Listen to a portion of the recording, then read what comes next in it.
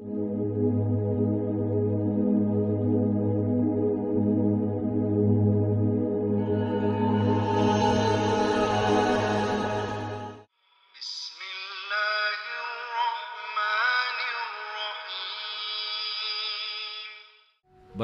baik sama orang tua, kalau kita mau, ini termasuk juga taufik dari Allah Subhanahu wa Ta'ala. Termasuk Bapak Ibu, saat kita berdoa, saat kita baca Quran, saat kita tahajud, saat kita laksanakan amal ibadah, kita terharu dan nangis. Wallahi, nangisnya itu taufik dari Allah. Karena dengan nangisnya tersuci hati kita, dengan nangisnya terjamin kita tidak tersiksa di neraka jahanam. Coba bayangkan, nangis menjaminkan kita selamat dari neraka jahanam. Kalau kita bisa sudah nangis karena dengan nikmat nangis itu selamat dari neraka jahanam, mau apa lagi?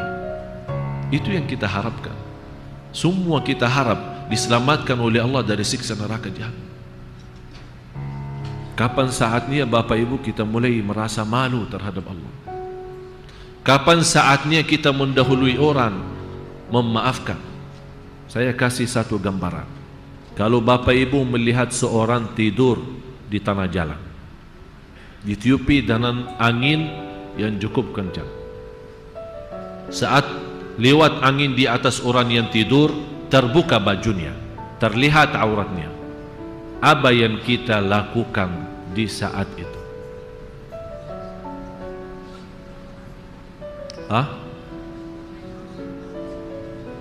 Masa mau tengok terus? Apa yang kita lakukan? Dia tidur, kita langsung berusaha tutupi atau buka aja sekalian? Enggak mau buka. Tapi kenapa sekarang kita suka buka aib orang? Kalau kita lihat orang tidur, ditiupi oleh angin, terbuka bajunya sambil terlihat auratnya, kita berusaha tutup. Tapi kenapa di saat kita melihat seorang punya salah, seorang punya kekurangan, punya aib di rumah tangganya maupun di luar, sama siapapun urusannya, begitu kita melihat aib, kita tidak berusaha menutupi, malah kita berusaha membuka. Padahal Bapak Ibu baru berkata kami berusaha, berarti kita tidak jujur. Mohon maaf, kita tidak jujur. Atau berkata-kata terlalu mudah diucapkan, tapi saat perbuatannya ternyata bertentangan dengan ucapan kita.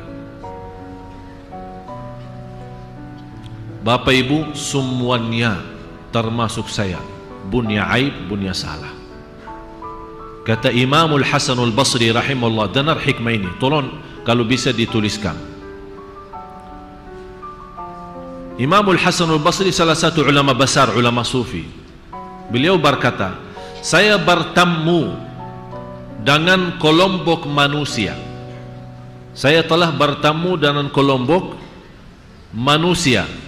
Mereka tidak pernah memiliki aib.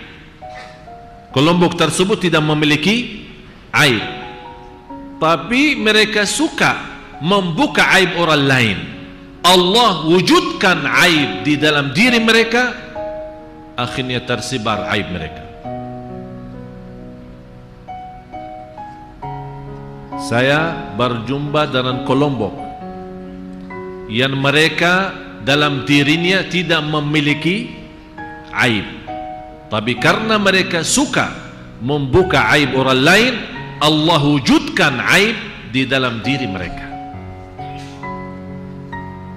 Dan saya, kata Imam Hasan al-Basri, dan saya berjumpa dengan mereka, dengan kelompok yang lain, yang mereka memiliki aib yang segitu banyak, tapi mereka berusaha menutupi aib orang lain. Allah sendiri menutupi aib mereka yang ada di dalam dirinya. Masya Allah, luar biasa. Bapak Ibu sudah faham? Faham? Dan perlu saya ulang lagi.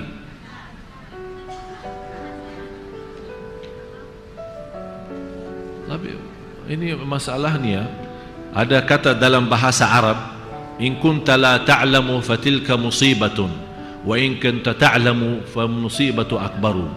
Kalau belum tahu itu sudah musibah, kalau sudah tahu musibah itu lebih besar. Sekarang baru saya bertanya, sudah faham? Faham. Itulah yang menjadi musibah besar, karena kita belum melaksanakan. Kalau kita belum tahu itu sudah musibah. Tapi kalau sudah tahu, sampai saya nawarkan ulang lagi, enggak, sudah faham,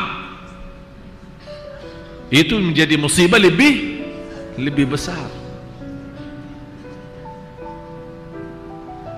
Oleh karena itu Bapak Ibu, kalau memang kita harap punya masalah, punya aib, malu kita ditahu sama orang. Kalau kita memang ingin Allah menutupi aib kita, yang barangkali kita belum tahu, bisa Allah tunjukkan kepada seorang aib kita. Ternyata orang ini cerewet, orang ini tidak bisa tahan lidahnya. Begitu dia lihat aib kita, sebar sana sini. Tapi dengan kekuasaannya Allah, karena kita tidak ada kemauan sama sekali membuka aib orang lain, walaupun terkumpul seluruh manusia untuk mencari kekurangan dan aib kita, mereka tidak akan bisa dapat apa-apa, karena Allah yang melindungi kita. Oleh karena itu, jadilah orang yang memiliki kekurangan dan aib, dan berusaha menutupi aib orang lain, agar Allah sendiri yang jaga kita. Kita tidak harap manusia yang menjaga kita. Wa adzina li bi dzikrihi, Allah telah izinkan kita menyebut namanya kembali.